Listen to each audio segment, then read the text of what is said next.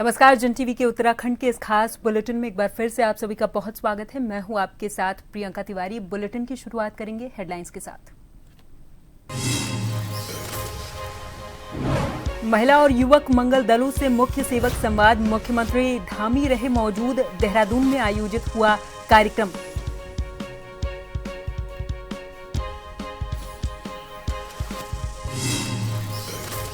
बदलाव की दहलीज पर खड़ा देहरादून, 2 एलिवेटेड परियोजनाएं पकड़ने जा रही रफ्तार।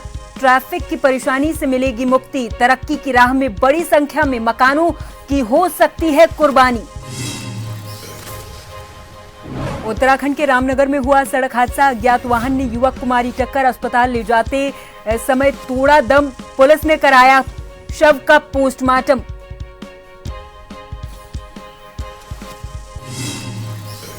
अल्मोड़ा वन प्रभाग के मोहान सफारी जोन में पर्यटकों को हुआ टाइगर का दीदार। उत्साहित नजर आए सैलानी। वन विभाग के दिशा निर्देशों का पालन करने की अपील।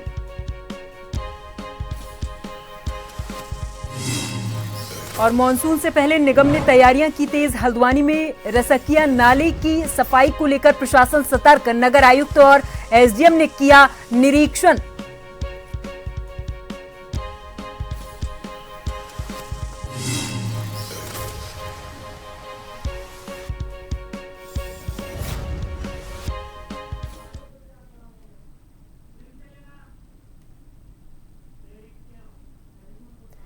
और अब खबरों को जानेंगे विस्तार से। खबर देहरादून से है, जहां पर एक संवाद कार्यक्रम आयोजित किया गया था। दरअसल देहरादून में आयोजित महिला मंगल दलों और युवक मंगल दलों के साथ मुख्य सेवक संवाद कार्यक्रम आयोजित किया गया, जिसमें मुख्यमंत्री पुष्कर सिंह धामी ने संवाद किया है।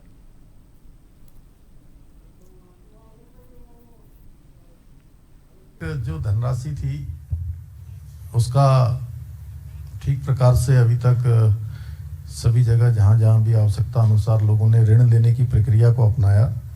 और युवा कल्याण प्रांतीय रक्षक दल विभाग के द्वारा युवक मंगल दलों को अभी तक स्वरोजगार स्थापित करने के लिए 50,000 रुपये से लेकर 3.5 लाख रुपए तक की आर्थिक सहायता विभिन्न स्वरोजगार कार्यक्रमों के लिए प्रदान की जाती रही है। और इस योजना को और व्यवहारिक बनाने के लिए और ज़्यादा इसका विस्तार हो और अधिक से अधिक लोग इसका लाभ लेकर अनेक क्षेत्रों में काम करें, तो मैं संबंधित विभाग को निर्देश देता हूं कि जो है इसके अनुरूप जैसी आप लोगों के भी और सुझाव भी आ जाएं कि आप लोग क्या चाहते हैं, क्योंकि बहुत सारी योजनाएं हमारी जो है रोजगार और स्वरोजगार के क्षेत्र में अभी काम कर रही हैं। बहुत योजनाएं चल रही हैं और सौर स्वरोजगार योजना से लेकर वीर चंद्र सिंह गढ़वाली की योजना है, अनेक हमारे स्वयं सहायता समूह को ऋण देने की योजना है, महिला समूह को ऋण देने की है, हमारी सहकारिता विभाग में चल रही है। देहरादून शहर अब बदलाव की दहलीज पर खड़ा हुआ है। ट्रैफिक के रोजाना के झंझट से मुक्ति दिलाने वाली 2 बड़ी एलिवेटेड सड़क परियोजनाएं अब रफ्तार पकड़ने जा रही हैं, लेकिन इस तरक्की की राह में करीब 2614 मकानों की कुर्बानी तय मानी जा रही। दोनों एलिवेटेड सड़कें देहरादून की धमनियों की तरह होंगी, जो उत्तर से दक्षिण और पूर्व से पश्चिम के ट्रैफिक को बिना रुकावट के बहने देंगी।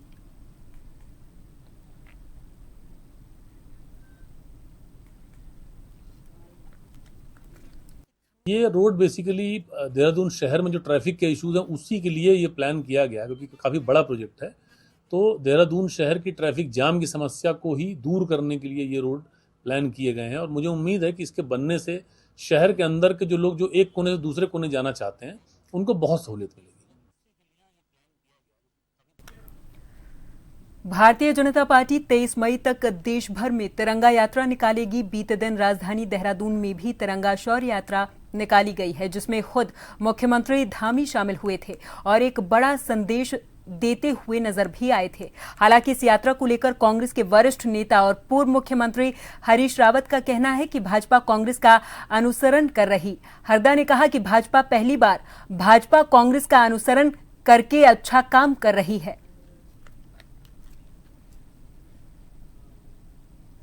बार भाजपा कम से कम कांग्रेस का अनुसरण कर रही है, एक अच्छा काम कर रही है। कांग्रेस ने तिरंगा यात्रा निकाली। मैंने जिस दिन ऑपरेशन सिंदूर लॉन्च हुआ था उसके प्रात ही बागेश्वर के अंदर तिरंगा यात्रा निकाली थी, वहाँ के कांग्रेस जनों ने निकाली थी। स्पॉन्टेनियस वो था, जब लोगों के स्पॉन्टेनियस तरीके से आए लोग, जुड़े। तो भाजपा कम से कम यहाँ तो कह रही है ऑपरेशन सिंदूर के बहाने भाजपा कम से कम हमारा अनुसरण तो कर रही है। उत्तराखंड के ऊधम सिंह नगर जिले के केलाखेड़ा में थाने का एक मामला सामने आया। दरअसल एक लव जिहाद का ये मामला है, जिसमें जानकारी में सामने आया कि नाबालिग जो कि 18 दिनों से लापता है, उसका अभी तक पता न चल पाने की वजह से आज विश्व हिंदू परिषद के कार्यकर्ताओं ने केलाखेड़ा थाना गेट के सामने धरना प्रदर्शन किया है। हालांकि पुलिस की ओर से यह दावा किया जा रहा कि वो बच्ची को सुरक्षित वापस ले आएंगे। गई और जो टीम बनाई गई वो हमारे अलग अलग प्रदेशों में भी टीम गई है, दिल्ली गई है, हैदराबाद गई है, हम यूपी में भी गई है टीम, और रामनगर गई है। तो काफ़ी प्रयास किया जा रहा है, लेकिन ये है कि अभी तक सफलता हाथ नहीं मिली है। टीम हम लगातार प्रयासरत हैं और जल्दी से जल्दी हम इस कार्य को, इस जो हमारा जो एक केस है इसका जल्दी खुलासा करेंगे और हम आश्वासन देते हैं कि जल्दी से जल्दी इसमें कार्रवाई की जाएगी। सर ये लोग कह रहे हैं कि धरने से हम उठेंगे नहीं जब तक कि कुछ आगे की कार्रवाई जो है वो नज़र नहीं आती है। नहीं, ऐसा नहीं है, जैसे बातचीत करी जा रही है, जैसा भी है हम कोशिश कर रहे हैं। इसमें जो आक्रोश है वो एक स्वाभाविक है किसी भी केस में, जल्दी से जल्दी इसमें कार्रवाई की जाएगी। द्वार के पथरी थाना क्षेत्र से एक सनसनीखेज वीडियो सामने आया, जहां दबंगों ने देर रात एक घर में घुसकर युवक को बेरहमी से पीटा। ये पूरा मंजर सीसीटीवी कैमरे में कैद हो गया और अब सोशल मीडिया पर तेजी से वायरल हो रहा। बेल्टों से मार, लात घूंसे और गालियों के बीच पीड़ित परिवार का रोना चिल्लाना भी दबंगों को रोक नहीं पाया। हालांकि एसपी देहात शेखर चंद्र सुयाल ने बताया कि पीड़ित पक्ष की तहरीर के आधार पर आरोपियों के खिलाफ मुकदमा दर्ज कर लिया है। शुरुआती जांच में सामने आया कि दोनों पक्षों में वाहन पार्किंग को लेकर विवाद हुआ था।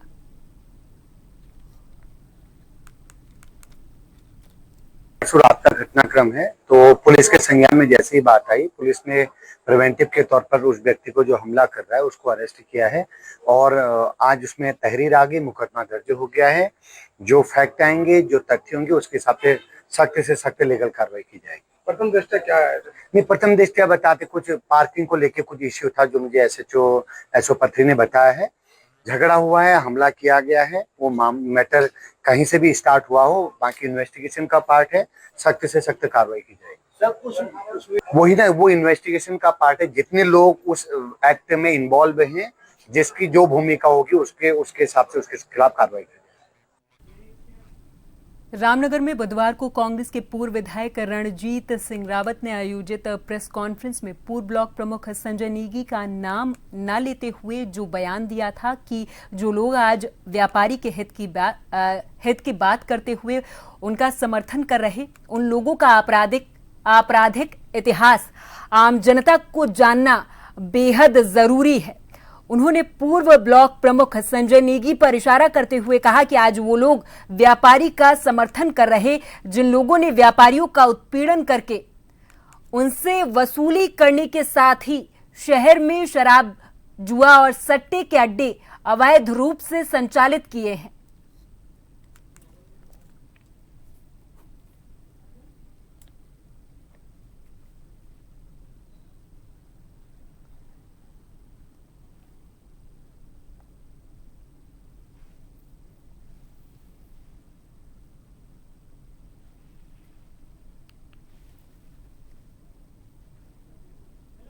बाद उनका था, कांग्रेस का कार्यालय वो किसी की व्यक्तिगत संपत्ति को बताते थे और लगभग 10 सालों से उस पर कब्जा किए हुए हैं।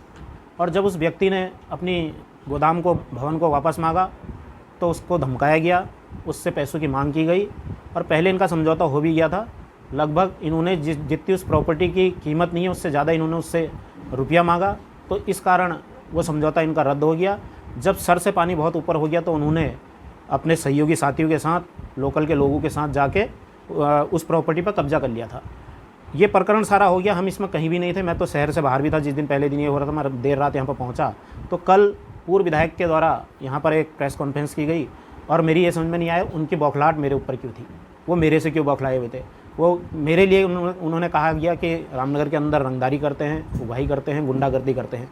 ये पूरा प्रदेश जानता है, ये कल्चर उनका है, ये काम वो करते हुए आए हैं। इसके मैं 100 सबूत भी आपको दे सकता हूँ। अल्मोड़ा जिले के विकास खंड सल्ट के अल्मोड़ा वन प्रभाग के मोहान सफारी जोन में पर्यटकों को जोन से आते समय कोसी नदी के किनारे टाइगर दिखाई दिया है। इसके बाद रामनगर रानीखेत मोटर मार्ग पर पर्यटकों की लंबी कतारें लग गई थी। मोहान जोन आए पर्यटक इससे काफी उत्साहित नजर आए। वन क्षेत्राधिकारी मोहान गंगा सरन ने बताया कि मोहान सफारी जोन के पास नदी के किनारे एक टाइगर को देखा गया। पर्यटकों और आम नागरिकों से विभाग के दिशा निर्देशों का पालन करने और टाइगर के निवास क्षेत्र से सुरक्षित दूरी बनाए रखने की अपील की गई है। से आए हैं। तो आज आप आए हैं यहाँ मोहान सफारी जोन में? हाँ जी। हाँ, तो टाइगर दिखा तो क्या कहेंगे? हाँ जी, एक्चुअली हम जब सफारी कर रहे थे तो रास्ते में हमने अपनी जीप रोकी तो वहाँ पे हमें टाइगर मिला, टाइगर दिखा एक्चुअली, और उसने एक गाय को भी मार रखा था जिससे कि वो खा रहा था। तो बहुत ज़्यादा एक्साइटेड है, फर्स्ट टाइम हमें टाइगर दिखाया है तो काफ़ी अच्छा लगा देख के। यहाँ पर टाइगर की आवाजाही देखी गई जिसमें कोसी रेंज के सामने कोसी नदी के उस पार पर्यटकों के द्वारा कोसी नदी के इस पार से साफ देखा गया और बहुत से पर्यटक यहाँ पर रुक के टाइगर को देखने का आनंद उठा पाए। काफ़ी उत्साह था। पर्यटक यहाँ पर विभिन्न स्थानों से आते हैं। इसी के ठीक सामने हमारा मोहान इको टूरिज्म सफारी का जो गेट है, मेन एंट्री गेट, वो भी है और उसी गेट के ठीक सामने से कोसी नदी के उस पार आगे जाके टाइगर ने क्या कहते हैं गाय को किल कर रखा है। उसको विभिन्न पर्यटकों द्वारा बहुत दूर से देखा गया और क्या कहते हैं पर्यटकों में काफ़ी उत्साह था।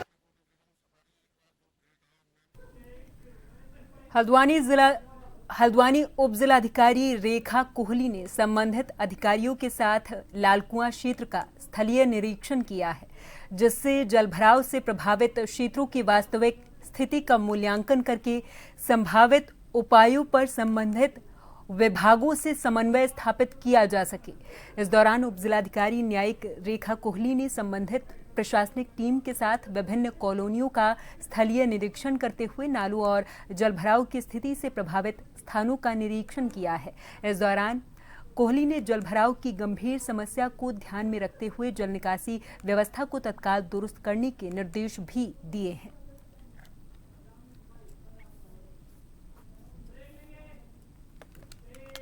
हरिद्वार में तपती धूप और तेज गर्मी ने लोगों की परेशानी को बढ़ा दिया है।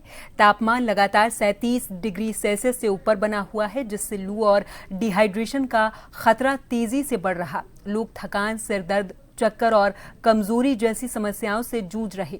मौसम विभाग ने इसे स्वास्थ्य के लिए खतरनाक स्थिति बताया और सतर्क रहने की सलाह दी है।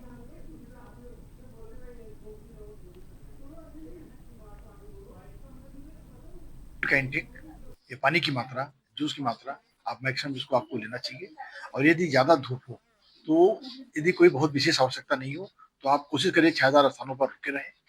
और यदि किसी वजह से आपको बाहर निकलना पड़ रहा है तो सर पर कैप या कोई ऐसा सर को कवर करते हुए निकले और कपड़े हल्के सूती वाले पहने जिससे कि एयर पास हो, आपका स्वेटिंग बराबर होता रहे।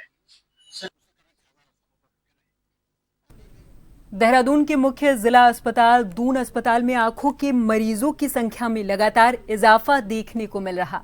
अस्पताल के नेत्र रोग विशेषज्ञ संजय ओझा ने बताया कि बढ़ती गर्मी और उसके साथ स्क्रीन टाइम यानी कि मोबाइल और लैपटॉप के आगे ज्यादा वक्त बिताने से ड्राई आई की समस्या शहर के भीतर उत्पन्न हो रही, जो कि एक चिंता का विषय बना हुआ है। और यही कारण है कि अस्पताल में बड़ी संख्या में नेत्र रोगी पहुंच रहे। ड्राई आई से बचाव के लिए नेत्र रोग विशेषज्ञ संजय ओझा ने उपाय भी साझा किए हैं।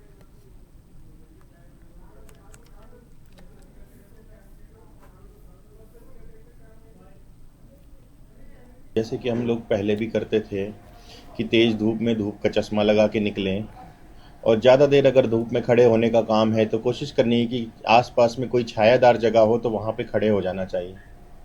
और धूल भरी आंधी से बचने के लिए जो ज़रूरी है कि आप जो है चश्मा लगा के ही अपना बचाव करें, चश्मा लगा लें शाम को। और ज़्यादा तेज़ धूल भरी आंधियों की अगर कोई वो फोरकास्ट हुआ है उस दिन बच्चों को खेलने ना भेजें बाहर। मॉनसून से पहले नगर निगम ने तैयारियां तेज कर दी हैं। दमवादुंगा क्षेत्र में स्थित रसकिया नाले की सफाई को लेकर प्रशासन पूरे तरीके से सतर्क नजर आ रहा। इसी कड़ी में आज नगर आयुक्त ऋचा सिंह और एसडीएम राहुल शाह मौके पर पहुंचे और सफाई कार्य का निरीक्षण किया है। निरीक्षण के दौरान नाले में गोबर और घरेलू कूड़ा डालने वालों को जमकर फटकार लगाई गई है। अधिकारियों ने सख्त लहजे में कहा कि नाले में गंदगी फैलाने वालों पर सख्त कार्रवाई की जाएगी।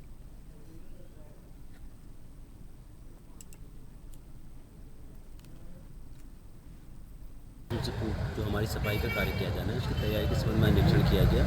इसमें ऊपर शिव मंदिर दमोडुंगा से लेकर आपका लोशियानी तक का पूरा जो हमारा नाला है उस नाले में कई स्थानों पर नगर निगम के द्वारा मौके में सफाई की जा रही है। कुल 7 किलोमीटर में से 2 से 3 किलोमीटर का काम मौके में पूरा किया जा चुका है। शेष कार्य में 15 दिवस में पूरा कर दिया जाएगा। इसके अलावा अन्य स्थानों पे जहाँ पे भी आपका प्रोटेक्शन वर्क होना है या जहाँ पे भी ड्रेनेज चैनलाइजेशन काम होना है उसमें भी उसको चिन्हित किया जाए, उसमें तत्काल प्रभाव से काम प्रारंभ कर दिया। गाई महोदय ने जब बैठक ली थी तो उन्होंने इसमें निर्देश दे दिए थे कि इसमें तत्काल काम प्रारंभ कराया जाए।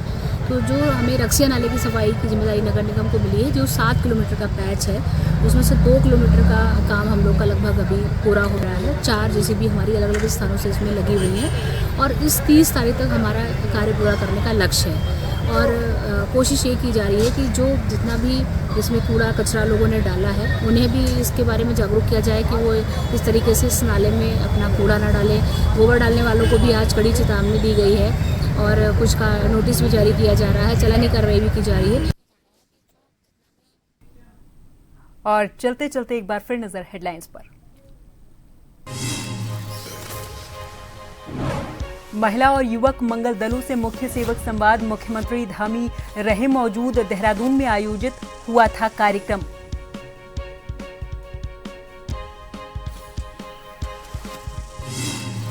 बदलाव की दहलीज पर खड़ा देहरादून, 2 एलिवेटेड परियोजनाएं पकड़ने जा रही रफ्तार। ट्रैफिक की परेशानी से मिलेगी मुक्ति। तरक्की की राह में बड़ी संख्या में मकानों की हो सकती है कुर्बानी। उत्तराखंड के रामनगर में हुआ सड़क हादसा। अज्ञात वाहन ने युवक को मारी टक्कर। अस्पताल ले जाते समय तोड़ा दम। पुलिस ने कराया शव का पोस्टमार्टम।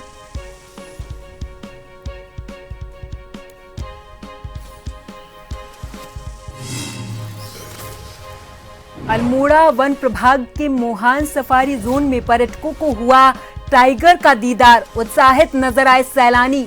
वन विभाग के दिशा निर्देशों का पालन करने की अपील।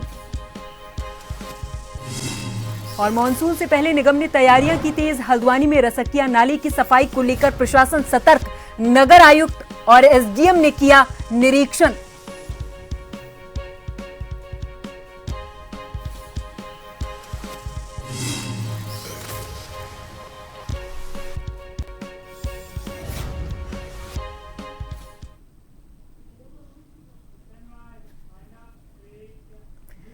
और इसी के साथ इस बुलेटिन में फिलहाल के लिए मेरे साथ बस इतना ही। आप देखते रहें जन टीवी।